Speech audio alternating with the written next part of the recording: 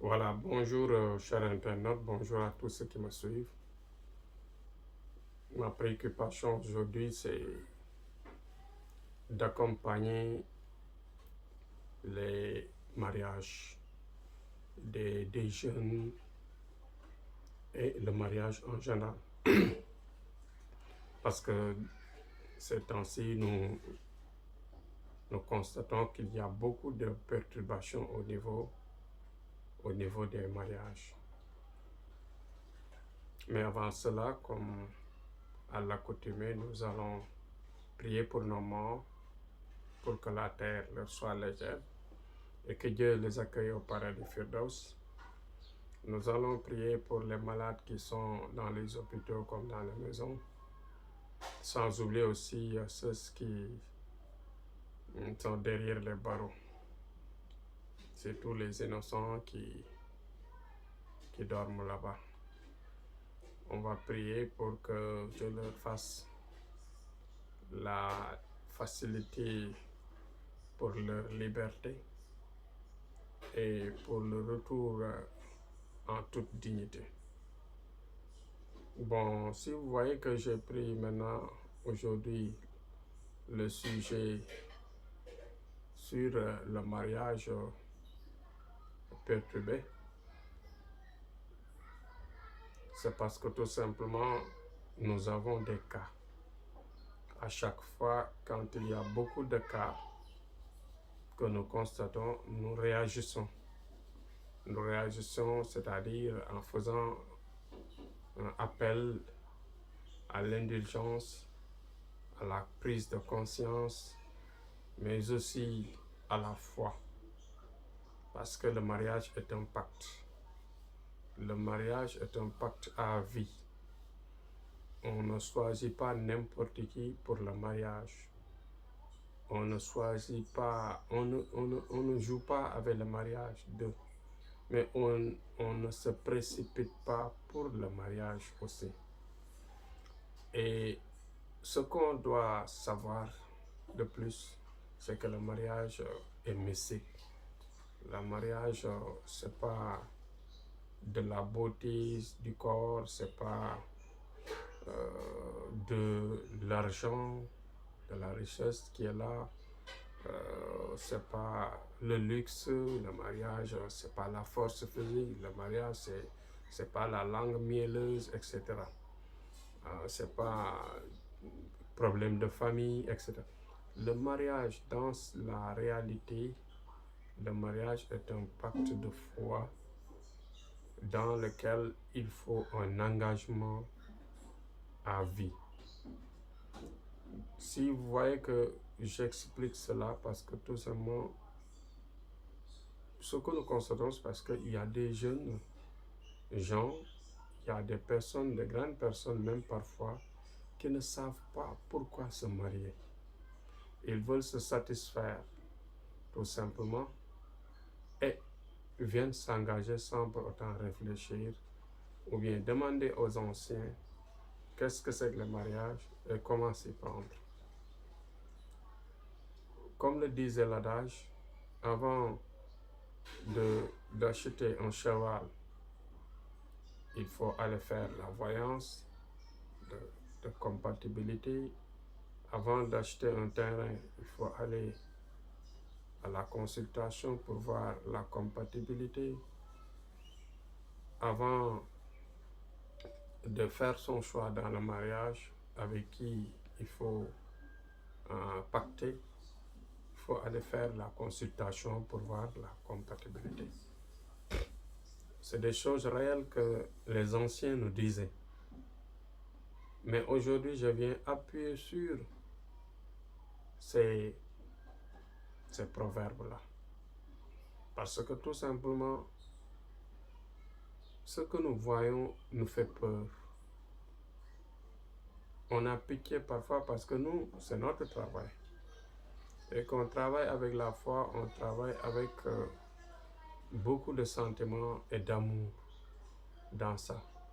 Je ne peux pas accepter, par exemple, deux jeunes qui sont pactés pour le mariage et que des tantes des oncles, des frères ou des sœurs, des proches, des amis ou des voisins, voisines, par exemple, s'infiltrent dedans pour perturber, prendre part ici, prendre part là-bas, faire du mal ici, polémiquer ici, etc. Le mariage, quand ça ne te concerne pas, il faut vraiment s'écarter à cela. Parce que ça ne concerne que les deux qui sont pactés pour cela. Ils se sont engagés pour le bien comme pour le mal. Quelles que soient les difficultés, quel que soit le bonheur, quelle que soit la souffrance, quels que soient les obstacles qu'ils rencontrent, le mariage est le mariage. C'est un complément, c'est une complémentarité qui existe entre deux personnes qui se sont engagées. Il y a des gens qui doivent le savoir.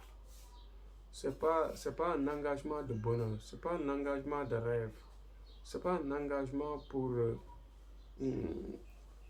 baya terrestre, non. C'est un engagement pour se compléter, pour la dignité, pour avoir des enfants, avoir une vie. Parce que la vie sans le mariage, la vie d'un adulte sans le mariage, c'est nul. Ouais. Donc le conseil que je donne par rapport aux multiples problèmes que nous sommes en train de résoudre par-ci, par-là, avant de pacter le mariage, avant de s'engager au mariage, passez nous voir, comme le disaient les anciens. On vous fait votre choix, on vous regarde votre choix si le choix est bon. C'est-à-dire, on doit vous regarder cela, faire une bonne consultation, voir si les deux étoiles vont ensemble.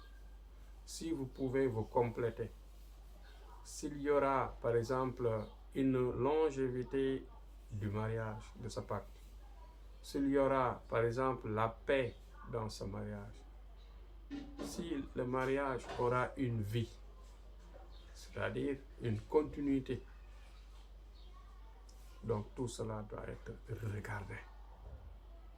Si par exemple ces deux personnes ne peuvent pas s'écarter, c'est-à-dire s'abandonner ou bien laisser la relation, il y a des solutions. Il y a des solutions qu'on peut faire. Par exemple, regardez par exemple le sacrifice qu'il faut faire pour écarter les éventuels dangers. Plomber le mariage. Plomber le mariage dans le sens d'écarter tout mal, par exemple, qui pourrait se manifester dans le temps, dans le futur, quel que soit son niveau, quelle que soit son origine, quel que soit par exemple là où ça vient. Que le mal par exemple vienne des parents, que le mal vienne des amis, que le mal vienne du voisinage, que le mal vienne par exemple des parents les plus proches, que le mal vienne de partout.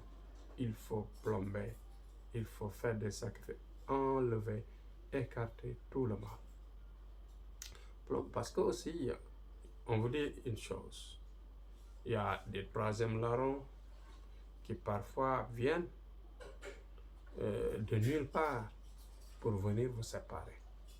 Il y a des gens qui vous haïssent, il y a des gens qui ont aimé votre partenaire, il y a des gens qui veulent s'infiltrer, il y a des gens qui ne veulent pas, par exemple, votre union. Il y en a. Donc, toutes ces éventualités-là, il faut les prévenir et il faut travailler là-dessus. Parce qu'on ne peut pas, ce qui est pire dans les cas-là, c'est d'avoir des enfants avec quelqu'un. se marier avec quelqu'un, avoir des enfants et divorcer. Quand il y a divorce, non seulement vous faites vos choix de vous séparer, mais vous faites du mal. Dans la plupart des cas, l'éducation de l'enfant, l'avenir de l'enfant qui est né dans ce mariage risque d'être,